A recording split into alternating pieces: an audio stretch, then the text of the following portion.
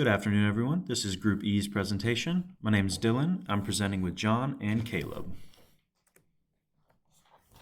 Our project is based off of truck logistics. In this presentation, we'll go over the reasoning, the efficiency, and how we will accomplish our goal. And we'll also go through some of the ins and outs of our code, highlighting the more important parts.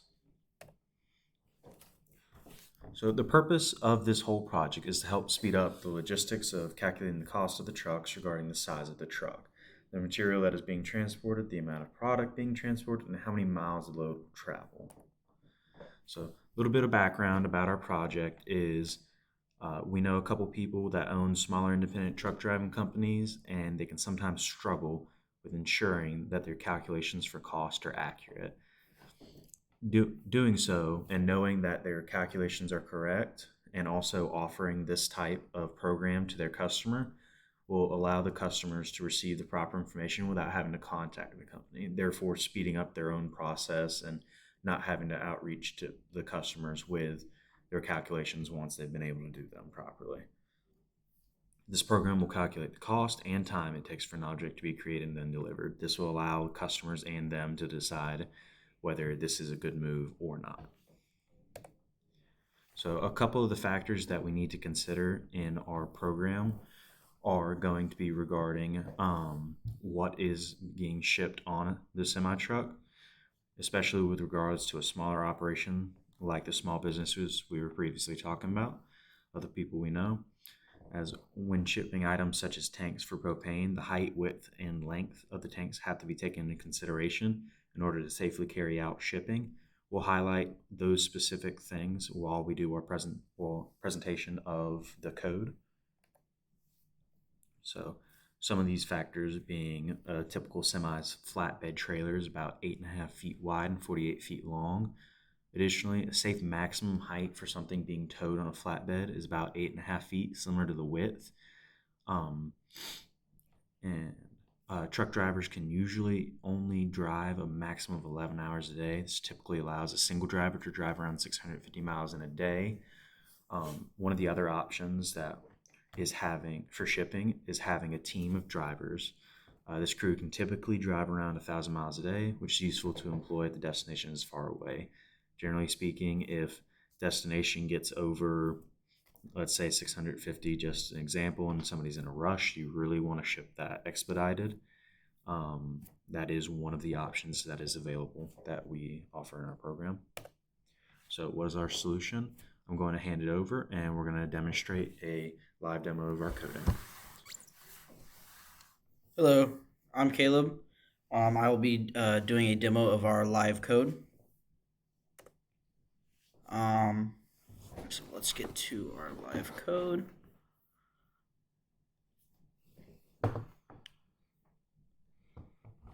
So before we get into more of me plugging stuff in, the code is going to ask us as in far as customer, what tank they like, certain widths, heights, and size and stuff like that, how many tanks you want, and then it'll get more into the, do you want it expedited or just normal shipping, or whether you just in mileage and stuff like that. So first, as a customer, let's say they want a spherical tank.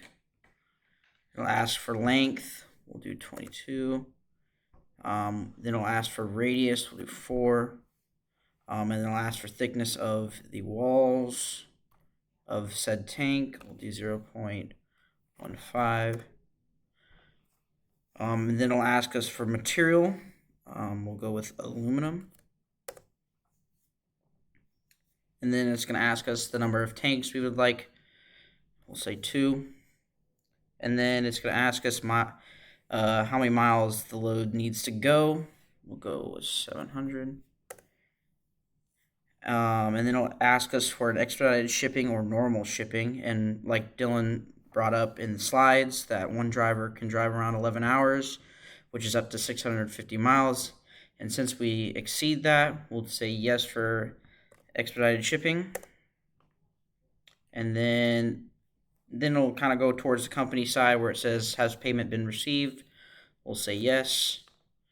and then it'll ask how many days has it since payment's been received. We'll say 1, and then it'll end, and it'll pop up with a receipt cost breakdown, where it'll give you the material cost, labor for production, shipping labor, shipping cost, the subtotal without tax, and then it'll add tax to that, and you'll get your total for that. And then here we go. We got a graph here that shows the cost breakdown. What's costing the most as far as what you're paying for. And like I said, John will get more into the more of the graph area. But let's review kind of over some of the code that we got. So here's some of our current more important codings. So here is a while loop. It's just asking the customer essentially what shape of tank you want. In this case, ours is a square tank or spherical tank, which is symbolized as S or C. The next code that we have is, along with the material, finding the cost of that material of that tank, which takes this AC mold, which is found in previous coding. It finds the cost of the tank by multiplying the area, which is that mold, by the weight of the steel, by cubic foot, and then the cost of the steel per pound. And it goes the same for the aluminum and the steel. And then here's where I will hand it off to John to do the receipt breakdown and the graph. Hello, everyone. This is John, and what I'm going to show is a little bit about the core reason of our project here, the reason why we're using MATLAB, and the purpose of why MATLAB is amazing for consumers, especially for our project here. As you see here, is we have our codes, which is used in MATLAB, and it instantly can create a solution for the problem that the customer has, and it instantly gives out them the numbers and the statistics. However, it can be confusing for the customer in terms of what's broken down and how everything looks. So the purpose of MATLAB and the way we did our project for MATLAB is to make all that complex calculations into more of a simplified graph, so that the customer can instantly look at it, instantly view it, and understand for simplistic reasons what's going on. As you can see here, from this little snippet here, we ran the code here, and you can see from left to right, there's a graph of the cost of logistics and cost breakdown. As you can see here, you can see the material, the labor for production, the shipping labor, the shipping cost, the subtotal, tax, and the total. And you can see as a graph to see what the majority of the cost is, where the majority of the cost is going to, and how long the delivery is going to be, when delivery is given, expected to come, and it's right there with a nice little receipt there for the customer to can look at and read whether they're very good at technology or not.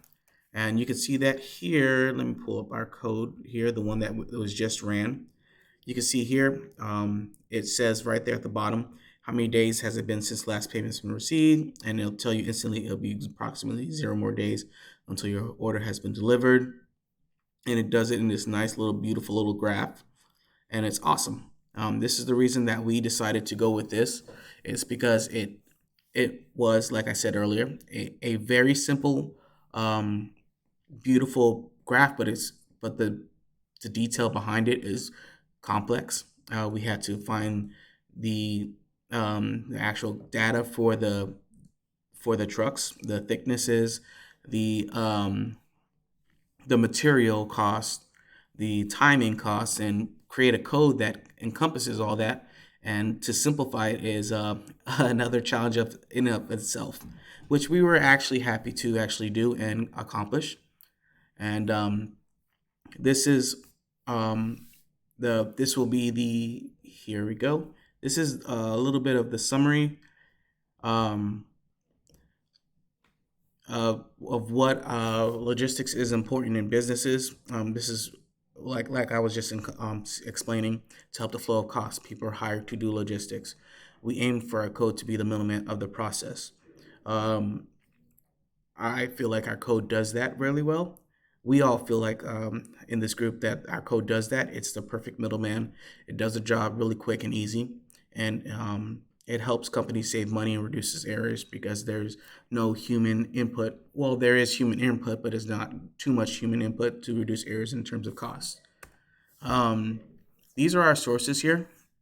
If you would like to have our sources personally, we can send it to you so you can look into more of like the truck drivers, how long they drive, dimensions of trailers or anything like that.